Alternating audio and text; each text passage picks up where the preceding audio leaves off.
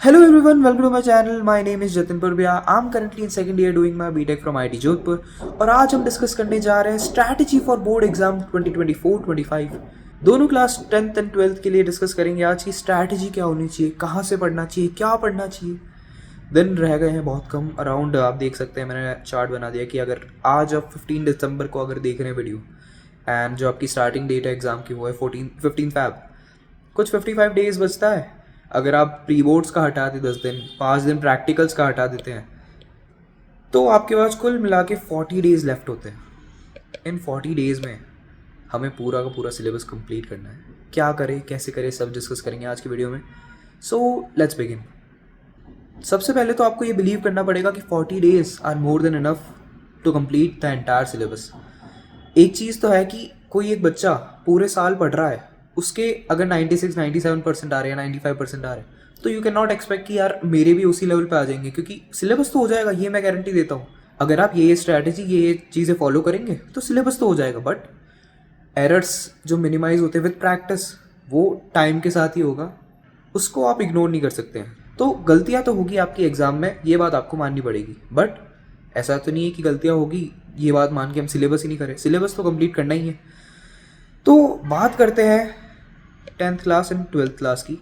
Subjects हमारे पास ये सारे लिख रखे हैं for class 10th and class 12th। आपको पता ही होगा सबसे इंपॉर्टेंट चीज़ दिमाग में क्या रखनी है।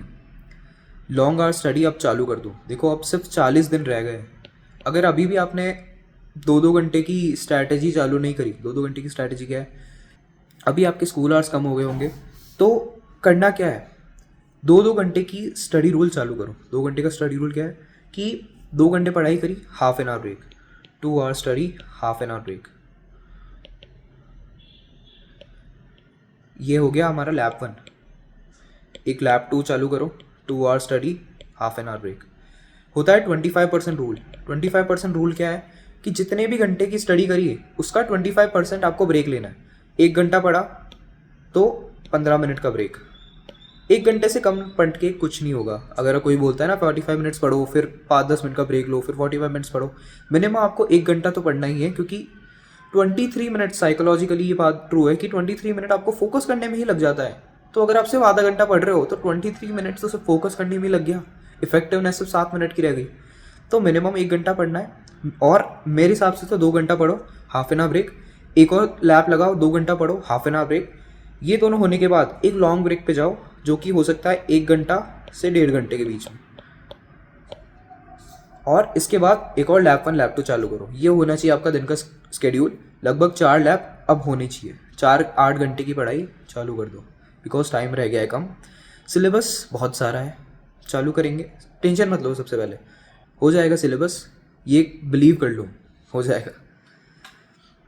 तो चालू करते हैं। सबसे पहला पॉइंट तो क्लियर है कि लॉन्ग आवर स्टडी चालू करनी है हमें, ठीक है। Long hour study, don't go for only important topics. देखो इंपॉर्टेंट टॉपिक्स का भी एक टाइम आएगा। मैंने नीचे कुछ प्लान्स कर रखे हैं। अभी आपको डेप्थ में चीज़ें पढ़नी है। एनसीईआरटी जो आपकी टेक्स्ट बुक है पूरा गो थ्रू करो। अभी आपके पास फुल टाइम है, एक दिन में एक चैप्टर कंप्लीट कर सको, इतना टाइम तो है एटलीस्ट। तो जो भी सोर्सेज मैं नीचे बताऊंगा या यूट्यूब या फिर जो भी आपके क्लास नोट्स है उसको फॉलो करो और पूरे चैप्टर को गो थ्रू करो।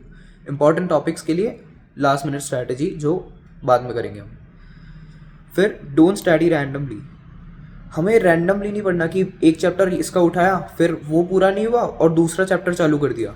Make a proper plan. आज का दिन लो पूरा, प्रॉपर प्लान बनाओ। देखो the reason I am not giving you schedule because उसका कोई फ़ायदा नहीं है। मैं 10 चैप्टर लिख दूंगा, मैथ्स के 10 चैप्टर, फिजिक्स के 10 चैप्टर, इस दिन ये होना चाहिए, कोई सेंस नहीं बनाती ये बात। बिकॉज आपका इंटरेस्ट अलग है। आपको कोई सब्जेक्ट में मान लो किसी को फिजिक्स अच्छी लगती है तो वो पहले चालू करेगा, तो इट्स कम्प्लीटली योर चॉइस। मेरा स्केड्यूल बनाना आपके लिए कोई बेनिफिट नहीं करेगा, ये बात आपको समझनी पड़ेगी। आप अपना खुद स्केड्यूल बनाएं। मैं आपको प्लान बता देता हूँ कि यहाँ से चीज़ें पढ़नी है और ऐसे ऐसे पढ़नी है, बाकी सब आपको खुद डिसाइड करना है। स्ट्रैटेजी क्या होनी चाहिए डिस्कस करते हैं। क्लास 10th की बात कर लेते हैं। तो मैथ्स के लिए देखो कुछ चीज़ें ऐसी होती है कि चाहे कितनी भी कम टाइम रह जाए, बट वो अगर नहीं करा तो नंबर नहीं आएंगे, चाहे कुछ भी कर लो। जो कि है एनसीईआरटी तो करनी ही है। अब कैसे करें, सिंस टाइम कम रह गया, तो रेदर देन आप नोट्स जो आपकी एनसीईआरटी बुक्स है वो गो थ्रू करो। आप वन शॉट देखो, 1 से 1.5 घंटा या 2 घंटे की आपको दिख जाएगी हर एक चैप्टर्स के लिए। फिर चालू कर दो एनसीईआरटी। अब एनसीईआरटी के सारे क्वेश्चन लगाए नहीं, हर एक एक्सरसाइज में से कुछ कुछ टॉप क्वेश्चंस या तो इंपॉर्टेंट वंस या फिर कुछ कुछ आप खुद उठा लो, रैंडमली सेलेक्ट कर लो कि मान लो 1 से लेकर 10 क्वेश्चन है तो 1 3 ऑड इवन नंबर कर लो, या 1 4 फिर 8 आ गया, ऐसे करके क्वेश्चन उठाओ और सॉल्व करो।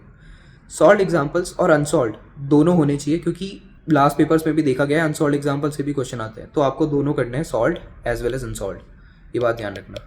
फिर आते हैं साइंस पे। तो साइंस के लिए आपको ध्यान रखना है कि एनसीईआरटी तो पढ़ के जानी है, सो भी इंपॉर्टेंट रिएक्शंस है केमिस्ट्री में, या फिर इंपॉर्टेंट डेफिनेशन, डिस्प्लेसमेंट क्या होता है, डिस्टेंस क्या होता है, how to calculate distance, formulas वगैरह, ये सब आपको एनसीईआरटी में कंसाइज वे में गिवन होंगे। एनसीईआर 10th के लिए स्पेसिफिक कोई आपको अदर रेफरेंस की ज़रूरत है नहीं, एनसीईआरटी इज़ द बेस्ट।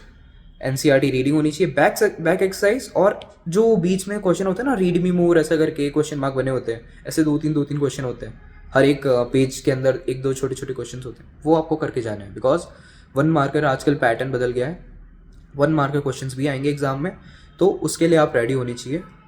तो इन चैप्टर क्वेश्चन जो होते हैं वो आपको लगा हुए होनी चाहिए। इंग्लिश और हिंदी के लिए ऐसा कोई स्पेसिफिक नहीं है, बहुत ईजी सा चीज़ है। एनसीईआरटी रीड करो, ज़्यादा नहीं है, छोटे छोटे चैप्टर है यार, आधे घंटे में आपके चैप्टर रीड हो जाएंगे। और इम्पॉर्टेंट है इन चैप्टर जो क्वेश्चंस होते हैं चैप्टर के बीच में और चैप्टर के बाहर जो फाइनल एक्सरसाइज होती है ना, उसके क्वेश्चन से ही आएगा सवाल। बीच के चैप्टर में से बेयर मिनिमम 1 या 2 क्वेश्चन आ सकता है, बट मेजॉरिटी क्वेश्चन चैप्टर के एंड में से आएंगे। तो उसके लिए मैं आपको रेकमेंड करूँगा ऑल इन वन लगाओ for this back question as well as for summary अगर नीडेड है। बाकी बैक क्वेश्चंस के लिए ऑल इन वन एक बार गो थ्रू कर लो, पीडीएफ मिल जाएगी आपको ऑनलाइन अगर बुक नहीं लेनी हो तो। बिकॉज मैंने भी ऑल इन वन लगाई थी और काफ़ी अच्छे वे में आपको पता लग जाएगा कैसे क्वेश्चंस अटेम्प्ट करे जाते हैं। बिकॉज अगर आपको समरी भी क्लियर होगी बट आप वहाँ एग्जाम में लिख नहीं पाएंगे, तो the way how to write it वो आपको क्लियर होना चाहिए। फिर आते सोशल साइंस के लिए।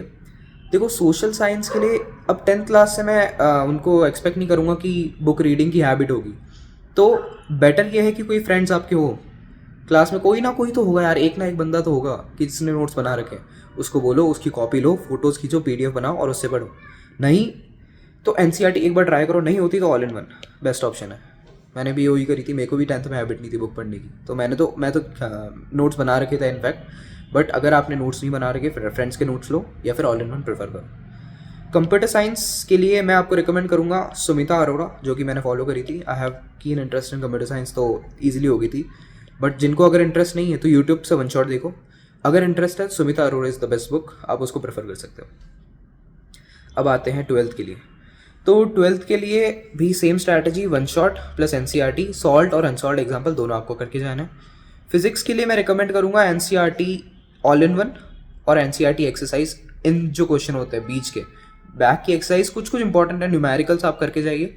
और मेन अगर एनसीईआरटी आप पढ़ रहे हैं, पढ़नी चाहिए बिल्कुल, मैं मना नहीं कर रहा हूँ, बट थोड़ी सी फिजिक्स की एनसीईआरटी क्लास 12th की थोड़ी लैंग्वेज कहीं बहुत हार्ड दे रखी है, तो ट्राई कीजिए अगर पढ़ने में आ रही है, अगर हो रहा है तो बेटर है, नहीं तो ऑल इन वन। केमिस्ट्री में ओनली एनसीईआरटी, अब ओनली सिर्फ इसमें लिखा है बिकॉज यही मोर देन सफिशिएंट है और नेसेसरी है, मतलब क्या कौन सा एब्रीविएशन यूज़ करूँ, एनसीईआरटी करनी है केमिस्ट्री के लिए, कोई और बुक नहीं उठानी। बैक एक्सरसाइज और in chapter question same for biology, जो भी जिन्होंने पीसीबी ली है, NCERT back exercise plus in chapter question. English के लिए सेम स्ट्रैटेजी, एनसीईआरटी पढ़ो, बैक एक्सरसाइज करो और इन चैप्टर क्वेश्चंस करो। और अगर नीडेड है समरी के लिए तो ऑल इन वन। इसके लिए वैसे नीड नहीं है, चैप्टर पढ़ना बहुत ज़रूरी है इंग्लिश के लिए। अगर 12th में आ गए ना तो टीचर एक्सपेक्ट करता है कि आप अच्छा आंसर लिखो, तो वो चीज़ें ऑल इन वन में नहीं मिलेगी आपको, बिकॉज इंग्लिश के आप क्वेश्चन याद नहीं कर पाओगे। एग्जाम में आपको कुछ याद नहीं आएगा, सिर्फ आपको समरी याद रहेगी चैप्टर में हुआ क्या था, तो you have to frame the answer there only. तो बेटर ये है कि आप चैप्टर को अच्छे से पढ़े, 1 या 2 बार पढ़े, ऑल इन वन में अच्छे से दे रखे कैसे कैसे, तो आप पैटर्न देख सकते हैं कि हाँ ऐसे बुलेट पॉइंट्स में लिखना है, बाकी लिखना आपको ही पड़ेगा एग्जाम में, तो चैप्टर को थरोली पढ़ना है। कंप्यूटर साइंस की बात करते हैं, same as class 10th, Sumita Arora publication.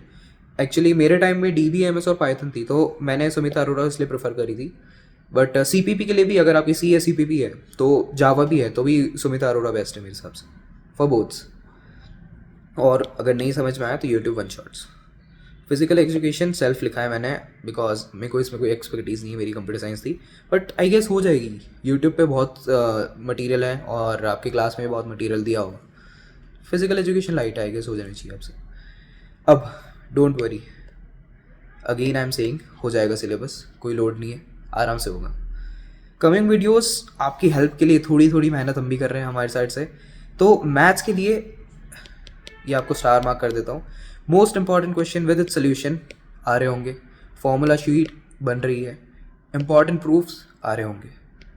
और मैं चाहता हूँ आप मेंशन कर दे कि सोल्यूशन के साथ चाहिए या फिर मैं खुद सॉल्व करता हुआ आपको एक्सप्लेन करूँ, ये चीज़ आप मेंशन कर दीजिएगा। फिजिक्स के लिए भी most important questions with solution, important derivation with formula sheet आ रही होगी, बिल्कुल। केमिस्ट्री के लिए most important question, important reaction. Biology के लिए important question with diagrams. Social science के लिए इंपॉर्टेंट क्वेश्चन। हिंदी इंग्लिश के लिए भी एक वीडियो बन जाएगी। और प्रैक्टिकल्स के लिए, प्रैक्टिकल्स मेरे बहुत अच्छे गए थे, इनफैक्ट फुली आए थे आई गेस, तो उसकी भी एक वीडियो बना दूंगा, मेरे पास इसके नोट्स बने, वो भी शेयर कर दूंगा मैं आपके साथ। और you have to remember this, believe in your self. Time कम रह गया, आई एग्री, बट सिलेबस अभी भी हो सकता है अगर आप ट्राई करें तो। देखो लॉन्ग आवर्स पढ़ने की नीड है, मैंने बताया जैसे 8 to 10 आवर्स अब चालू कर दो पढ़ना।